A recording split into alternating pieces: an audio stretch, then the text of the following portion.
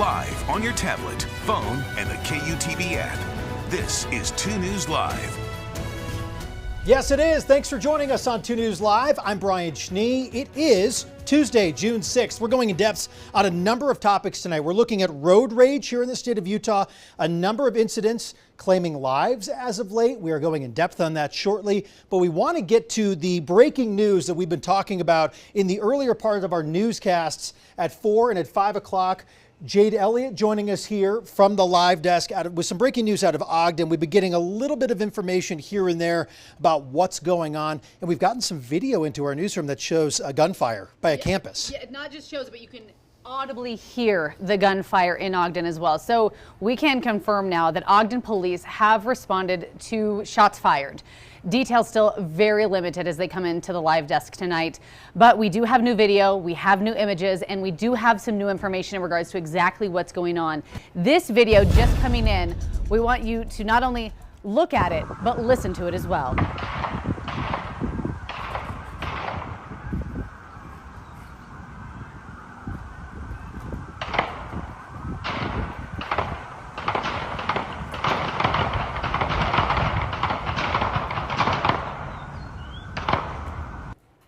Again, that video coming to us from a 2 News viewer who sent it in just moments ago. That volley of gunfire that you hear in that video is what police have responded to there. We want to also give you a live look of the area right now. We have a UDOT camera. This is Washington Boulevard and 2nd Street in Ogden.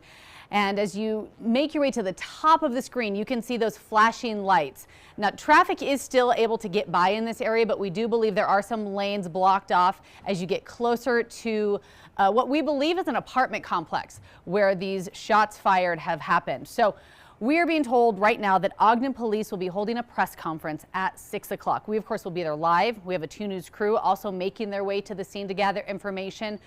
Again, Brian, as we mentioned, details limited as they continue to come into the live desk right now. But after getting that video from our 2 News viewer, it is safe to say that, yes, shots were fired in Ogden, and that is what police have responded to. So a heavy police presence in this area of Washington Boulevard and 2nd Street.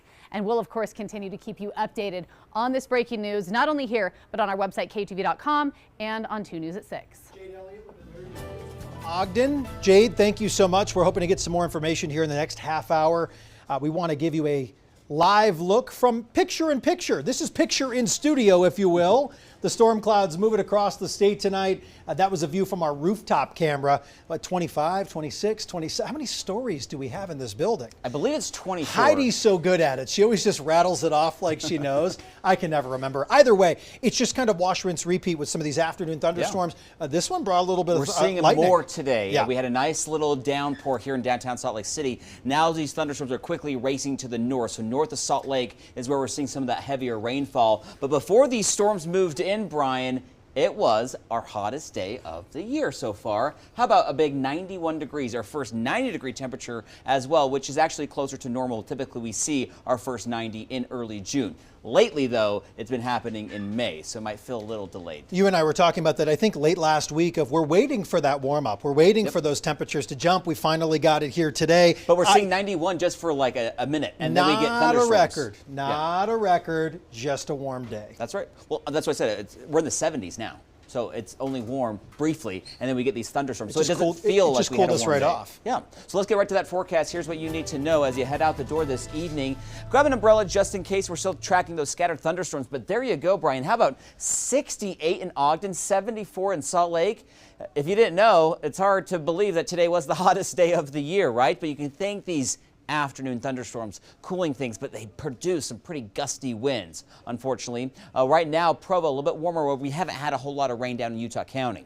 So here's the overall setup. If you've been watching us over the past several weeks, not a lot of change. We keep getting these developing storm systems right off the coast of California. They pump up moisture. They send in these little disturbances, and right now this disturbance is out in eastern Utah and northern Utah, producing these scattered showers and thunderstorms.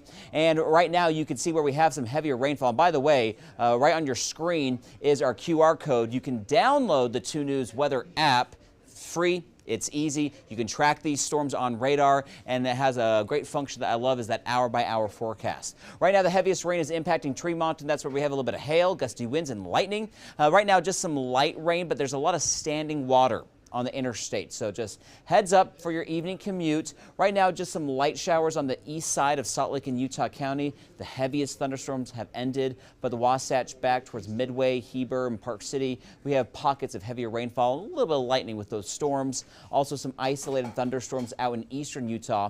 This cluster trying to approach Roosevelt and Vernal. South central Utah towards Escalante, also seeing a couple of those spotty storms. Now, as we roll through the next couple hours, we can't rule out a shower or thunderstorm until about 9 or 10 o'clock. Once that sun goes down, maybe a couple lingering sprinkles, but that's about it. We'll be dry overnight and dry tomorrow morning. Notice we got clearer skies down towards the southwest. That's where we have that drier air. We'll wake up to some clouds in northern and eastern Utah, and then here we go again. Scattered thunderstorms in the afternoon and evening.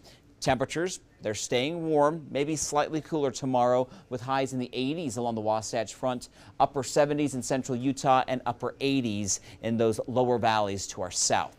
So rain chances tomorrow at about 40%. So again, not a guarantee that everyone's going to get rain. It'll be scattered, more isolated in nature Thursday, Friday, and Saturday, and then more scattered storms likely by the end of the weekend. And folks, this trend of these afternoon pop-up storms will continue for at least another week and likely longer. St. George upper 70s Wednesday, Thursday, low 90s Friday, Saturday, and then we're going to be cooling off into the mid 80s as we head into next week. That's nice, well below average, and even southern Utah might start to see some isolated pop-up thunderstorms. Salt Lake, low 80s for the rest of the work week, and those temperatures continue to drop a degree or two every day with upper 70s by early next week. And then again, as I mentioned, more of these pop-up thunderstorms Monday, Tuesday, and likely for most of next week. We kicking you back to southern Utah this weekend to go play more golf? I wish, but probably not. Going to stay up here. Look nice. I got to work on Sunday. Look nice. Okay, so you'll be here on Sunday. You really didn't have any weather issues at all when you played, right? No. On Friday, we had a few storms over in the mountains. They didn't really produce any rain in the St. George area. We got those gusty winds, and then it was just full-on sun Saturday and Sunday. So kind of state divided right now. The things we talk about on 2 News Live, Chase Thomason's golf game and how the forecast brought it up, went. not me. I have to. I'm a golfer too. Thank you, Chase. Remember to download our 2 News weather app to know about changes in your neighborhood. That is the place where you can get updated forecasts. You get live radar right at the palm of your hand. It is free to download. Just scan that nice QR code there on your screen to get the 2 News weather app right now. Let's go in depth tonight. 2 road rage incidents in the span of just a few days. In Eagle Mountain, 48-year-old Rodney Salm and 47-year-old Misha Himmelberger were driving when a truck slammed into them head-on, killing them. Rodney's brother Peter Salm and his wife were ironically driving out by Eagle Mountain when they saw a police barricade, so they turned around. Meanwhile, in Layton, shots fired as a result of a road rage on I-15 yesterday. This was a road rage incident on the freeway. UHP believes a motorcyclist fired shots at the driver of a Ford Focus after the Focus made a mistake on the road. The victim is in the hospital with serious but non-life-threatening injuries. Utah Highway Patrol still investigating this tonight. They're asking anyone with information who may have witnessed this incident to please come forward. Continuing to go in depth on this tonight with those multiple road rage incidents being seen in various parts of the state. Our state troopers are giving guidelines and guidance on what to do in the event of a road rage incident near you. Darby Sparks rode along with Utah Highway Patrol today. Darby, what did you find out from that ride along? Well, first of all, Brian, we are here in rush hour traffic on a freeway, and I will know exactly what to do if a road rage incident happens. I will distance myself. Hold on one moment as I push a button. And the Utah Highway Troopers say that you should not be provoking anybody who is aggressively driving, because any more road rage becomes violent only when it is provoked. He also said that more road rage is due to more population here in Utah as people are coming into the state. And most of them are provoked from following too closely. And so keep calm, try to get distance away from the aggressor who's aggressively driving. And that is pretty much the advice that they gave me. Darby, what did you see when you were out there today with Utah Highway Patrol, and what are you seeing in terms of driving behavior right now? Obviously, you're not behind the wheel because you're talking to us and you're controlling cameras. But what are you seeing as a passenger right now in rush hour traffic? Are you witnessing some of these difficult driving behaviors? Looking closely, Brian, and I am not seeing any aggressive behavior right now, and I did not see any when I was riding along with Highway Patrol. However, I drive these roads often, and I see a lot of people forgetting to use their turn signals, driving too slowly in the passing lane, and that requires a lot of aggression from drivers behind them. Brian?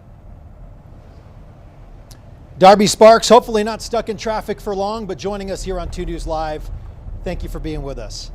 We want to hear from you at home. What's the worst road rage sort of incident you've experienced while driving? I can think of a lot of things to add to this list, by the way. I know we can only put 4, but we're being very careful with what we put out there.